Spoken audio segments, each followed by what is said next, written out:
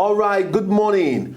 President Muhammadu Buhari has approved the appointment of new service chiefs and also a new national security officer. No decision yet taken on subsidy removal. That's what the president said yesterday. Okonjo-Iweala released $1 billion for Jonathan's re-election. That's what's said by Ishioma. My name is Dapo Banjo. Welcome once again to your program on Channel 196 on Star Times. This is Cool TV. Welcome to Crossfire.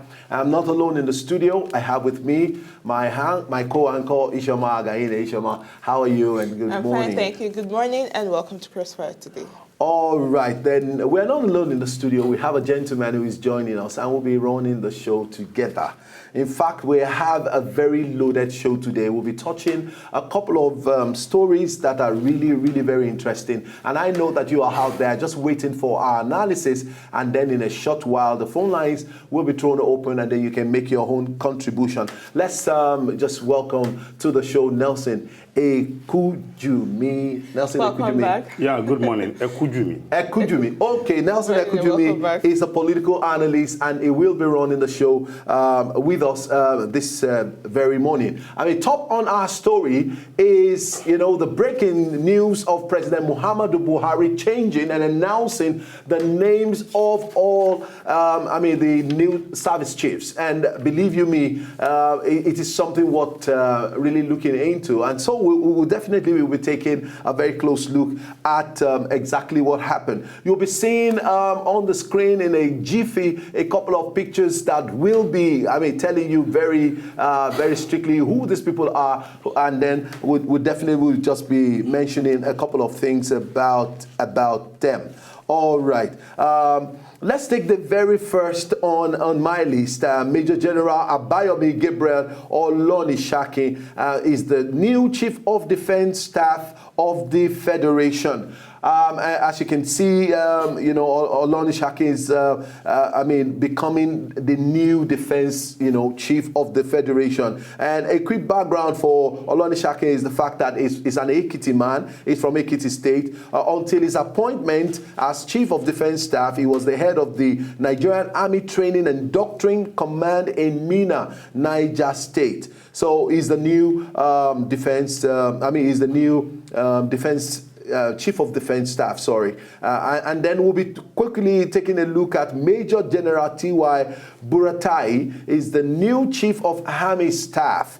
Buratai is the new Chief of Army Staff. Up until his new appointment, he hailed from Borno State. Until his new appointment, he was the commander of the Multinational Joint Task Force, which has its headquarters in N'Djamena. And so he's become the new Chief of Army Staff, and he will be working in the Buhari administration. Now, the next person on the list is Rear Admiral Ibok Ete Ekwe Ibas, Chief of Naval Staff. He's taking the position of one of the service chiefs, and he will be serving as the Chief of Naval Staff. And this man, before now, he hails from Cross River State, and he enlisted into the Nigerian Defense Academy as a member of the 26th Regular Course in 1979 and was commissioned as a sub-lieutenant in 1983. So he will be serving in the capacity of the new Chief of Naval Staff. And then we have the Air Vice Marshal Sadiq Abubakar as the new Chief of Air Staff, and he will be serving in the Buhari administration.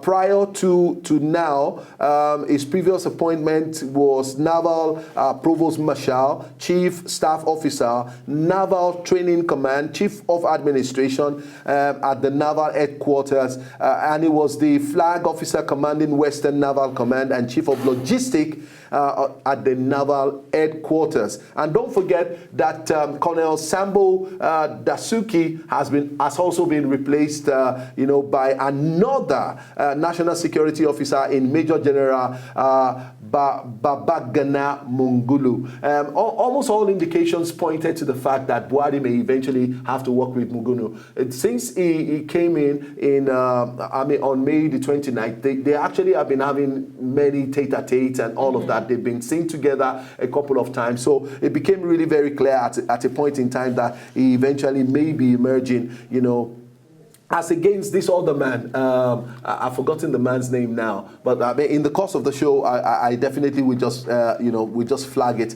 so that we can just look at it, like that. So, and then we have this last man, the new chief of air staff that is Air Vice Marshal Abubakar. Is from Bauchi State.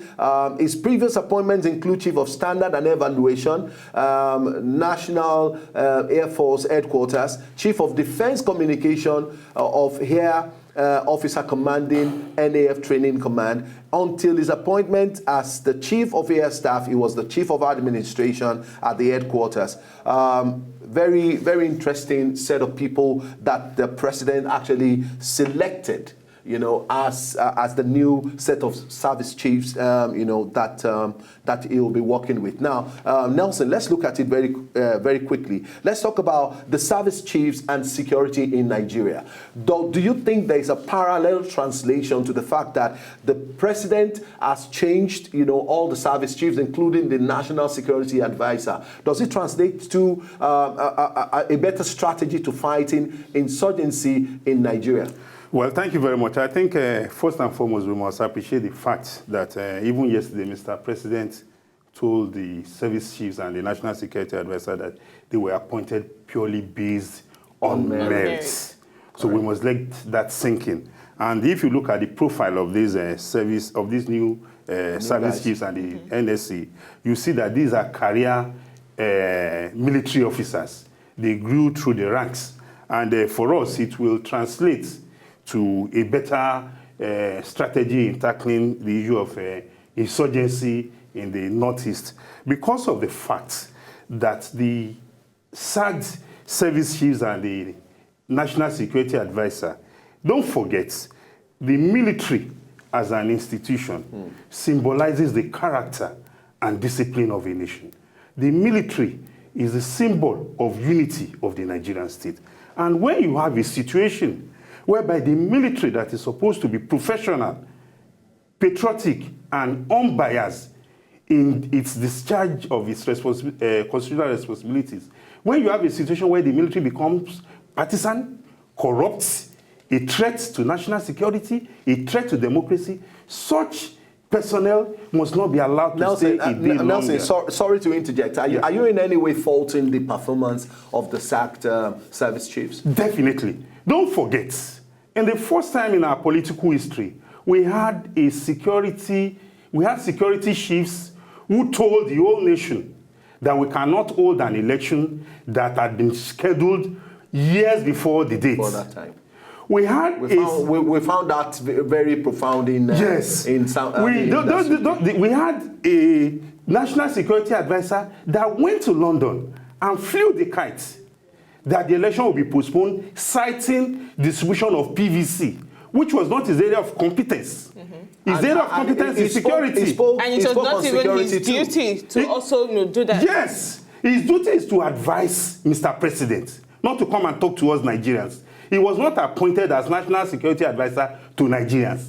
National Security Advisor to Mr. President. Or even media publicity. All his brief stops at the table of Mr. President. The Nigerian people don't have any business listening to him because he's responsible to whoever appointed him. We had a chief of army staff whose name was alleged to have been linked with the Ekiti Gate scandal, in which the military, led by Brigadier General Aliyu Momo, as exposed by Captain Sagi Koli, exposed how they worked in tandem with the present governor of Ekiti State, Ayodele Fayoshi, former Senator Yelo Mishori, former Minister for Defense, Musili Obanikuru, former Minister for Defense, Caleb Olubolade, and former Minister for Police Affairs, Jelili Adeshiyon, and others, to assault democracy in the June 21, 2014 gubernatorial elections in Ekiti State. We also had a situation whereby the security chiefs and the National Security Advisor were on seat when security men deployed for election were in hoods without identification tags in Osun State.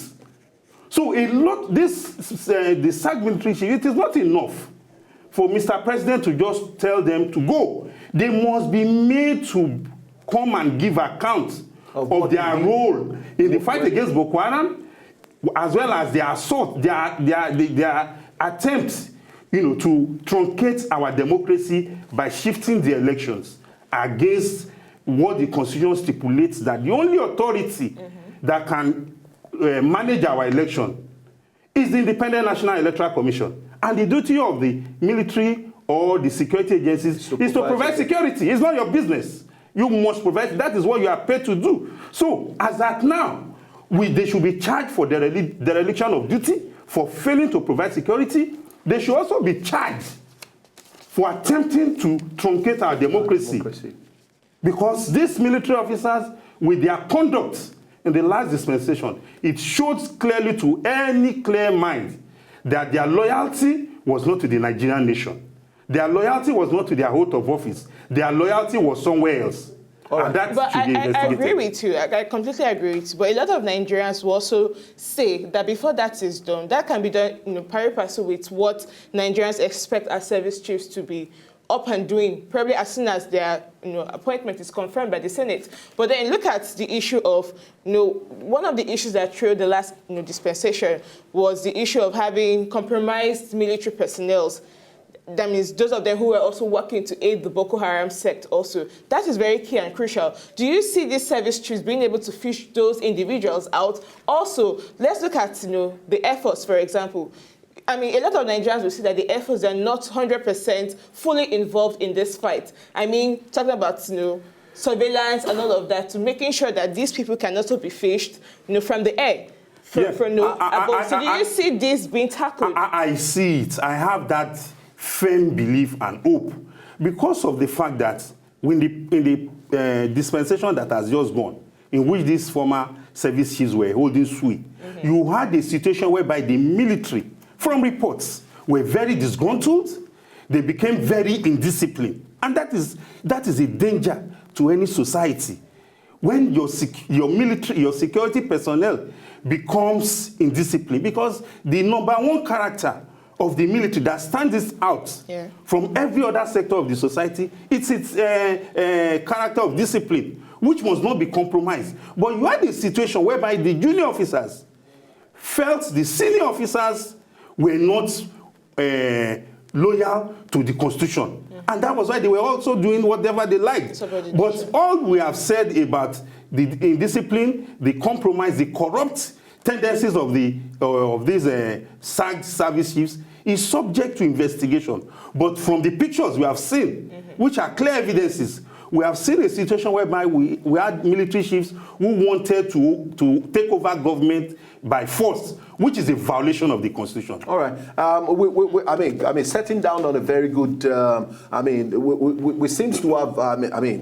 Ensured that we set a very good tone for the conversation. Now, the president was saying yesterday, appointment is on merit and based on track records. He was able to say, that what gave you this job is because you have a good record that you can perform on the job. It's not about any favoritism or godfatherism or where you come from. Or the religious faith you practice. Exactly, or you practice. I am selecting you guys to come and work with my administration based on pedigree, based on the things that you have done, your antecedents. I took a journey into a bit of the background of these officers that have just newly been appointed, and I discovered that they are not. Some of them are not the most high ranked, even in their various forces. That's one. Number two, the change of guard, as it were. Do you think the outgoing service chief expected it? You think that? No. They knew because you see the mood of the nation prior to the election and the activities of the military with regards to the conduct in Osun and Ekiti State gubernatorial elections was a clear pointer to the fact that, look, anytime we had this information, because it was under their watch and during their time that our elections become militarized. Yes, and it was not only because our election became militarized, it was also a fact that they were being used to thwart the democratic processes. Exactly. And for us, the military became an institution that had lost all its integrity. That was why during the elections, when the elections was approaching, and they were calling for using the use of the military to provide security, a lot of Nigerians said, no, this military is a corrupt military, this military is a compromised military, yes, this is a biased military. Meanwhile, the constitutional role of the military, they are supposed to be impartial, they are supposed to be neutral. And that was why. So these side service chiefs brought the image of the Nigerian military and the Nigerian state to its lowest ebb. They rubbed the image of the military in the mud. Right. So it is the role of these new service chiefs to reposition the image of the military so that the Nigerian people can begin to have the faith and hope in their military. Like before we proceed on our first break, I quickly want to ask you this question. Do you think that all the young officers who probably started working very, very contrary to instructions, and they were being court-martialed and many of those. Do you think it could be based on the activities and what they observed about the seven chiefs across the armed forces? Definitely. We have this saying that if the head of the fish is rotten, what do you expect of the body is gone. True. So it's just like in a house. Because there's no rocket science for leading any organization or entity. If the father of the house lacks discipline, there's nothing you can do to correct the children or your wife. But when you wake up in the morning, you gather your children for prayers, everybody sees that the father is already getting dressed up for work, your children will take you. But when they see their father wake up in the morning and what he does next is to go to the paraga joint, your children also will say football. You send a very wrong information. You'll be sending the wrong image. All right, thank you, Nelson. We've been talking about the service chiefs, the new service chiefs, and security in Nigeria. Does the appointment, or will the appointment of the new service chiefs translate to a total and absolute conquer over the insurgency in Nigeria? That's a big question that Nigeria are beginning to ask. We'll proceed on this short break, and when we come back, we'll continue from where we stopped. We'll be right back.